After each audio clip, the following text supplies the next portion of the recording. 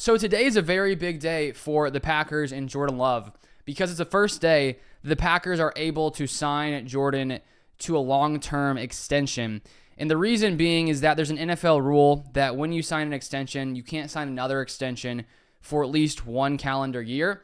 And because Jordan Love signed an extension last May, which has him signed through 2024 with the Packers, until today, he wasn't able to sign another extension because that full year hadn't passed. But now because that year has passed, the Packers and Jordan Love could, in theory, sign that deal at any time. And I do wonder when this is going to get done. Technically, it could happen today, but I do wonder if they're still in that negotiating period trying to figure out the amount of time this deal is going to be, the amount of guaranteed money, all those little things which they're probably going back and forth on with Jordan Love and his agent and the Packers, their front office, trying to figure out all the specifics, the details when it comes to cap hits, all that kind of stuff. And we heard from Brian Gutekunst, Packers GM, back in March, on March 25th at the NFL annual owners meeting. Brian Gutekunst spoke with the media and shared that discussions had begun regarding Jordan Love's extension. Here's a quote from Brian Gutekunst. He said, "There's been some obviously preliminary discussions, but we want to do it the right way, and certainly the sooner the better. But at the same time, we want to make sure we do it the right way. We've started, but it's not something that's going to go quickly. It'll take some time." And currently, Jordan Love is under contract for 2024. And when you look at how much he's getting paid, when you compare that to the rest of quarterbacks around the NFL, he is the 18th highest paid QB in 2024 on a per year basis at $13.5 million. There's no doubt he is worth way more than $13.5 million. And last year when the Packers gave him that 1-year extension, they had the option to sign him to the 5th-year option, but that would have been a fully guaranteed $20.2 million for 2024. Instead, they give him less guaranteed money, $13.5 million, because there was uncertainty. They hadn't really seen him play. So I understand why the front office didn't want to, have to give up all that guaranteed money. And if in the unfortunate scenario, Jordan Love had a bad 2023 season, they could have gotten away saving about $7 million in guaranteed money. Luckily, that is not even a problem. The Packers are fine with Jordan Love. He proved that he is the guy that they are hoping he could be, replacing Aaron Rodgers. And instead, Jordan Love had an ability to make more than the 5th-year option would have cost he would have gotten at $20.2 million. With incentives, he had the ability to get up to $22.5 million. And so that's the extension that happened last year. But now, Jordan Love is likely going to become one of the highest paid quarterbacks in the NFL, probably at $50+ million. And I want to take a look here at the recent QB extensions that have taken place in the past year or so, a little bit over the past year, because odds are that Jordan Love and his extension is going to look somewhat like some of these other deals that have gone down. And the thing with Jordan Love that's different from some of these quarterbacks is Love only has 1 year under his belt.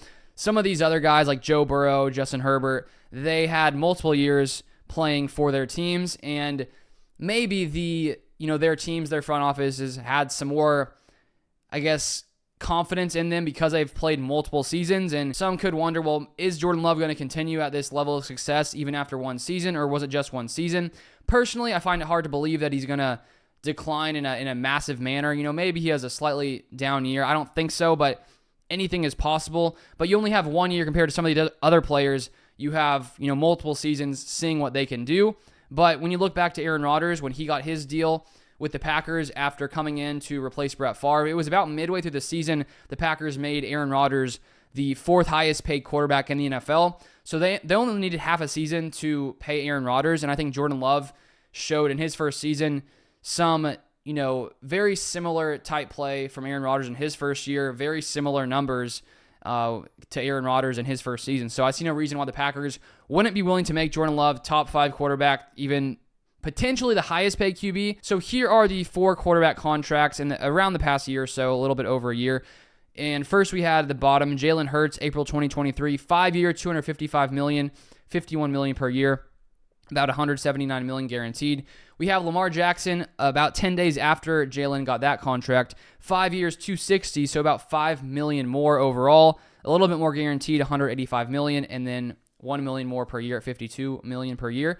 Then in July of 2023, Justin Herbert, 5 years, slightly more than Lamar, $262.5 million extension, $218.74 million guaranteed. So that's a lot more guaranteed money for Justin Herbert than Lamar Jackson. And he had made about $0.5 million more per year than Lamar.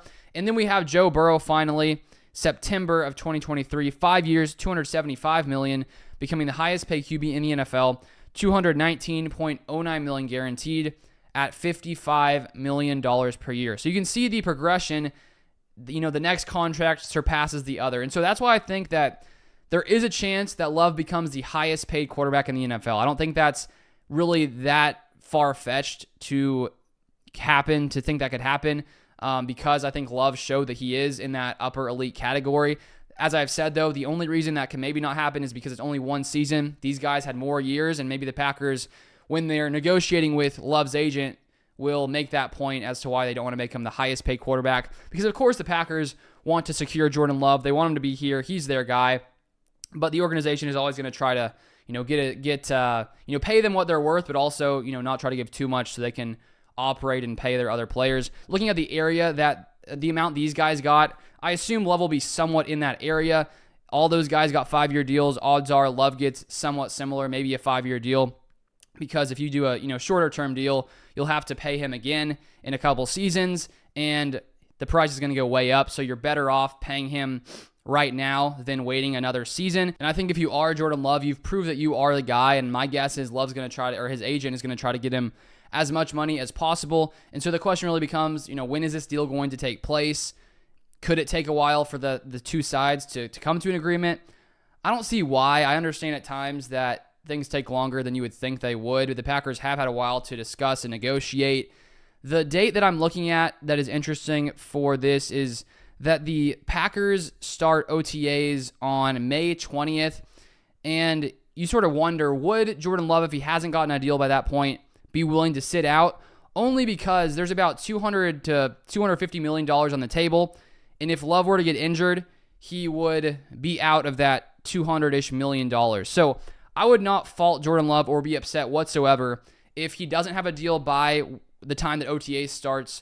I would not fault him whatsoever for deciding to sit out until he gets his deal, because I understand that's a lot of money, and to risk getting an injury, that is a risk that could happen, and hopefully he never suffers any kind of injuries, but that's a possibility. And I was looking back to see if Joe Burrow and Justin Herbert skipped out on OTAs when they were in the negotiation period for their new deals, and it seemed from my research that both Joe Burrow and Justin Herbert continue to show up and practice, so they didn't really sit out. Not that Jordan Love can't sit out, but he may decide to play with the team and not want to be away from them and miss that kind of practice time. But at the same time, these NFL teams make business decisions. We saw Brian Gutekunst make a tough business decision by releasing Aaron Jones, and so I don't fault these players if they try want to get their money and do what they think is necessary to achieve what they believe that they deserve. So I wouldn't fault Jordan Love if he does decide to skip out OTAs. It would be really nice if they just get a deal done like now, like today. That would be nice, just to get it finished, have Jordan Love get paid. You can go through the rest of camp with Love knowing he's the guy. I mean, he knows he's the guy, but Love having that contract, having that money. And now we're just going to sit back and wait and see when this deal's going to get done. But that's all for today. If you want more Packers content, feel free to subscribe down below, and I'll see you guys next time.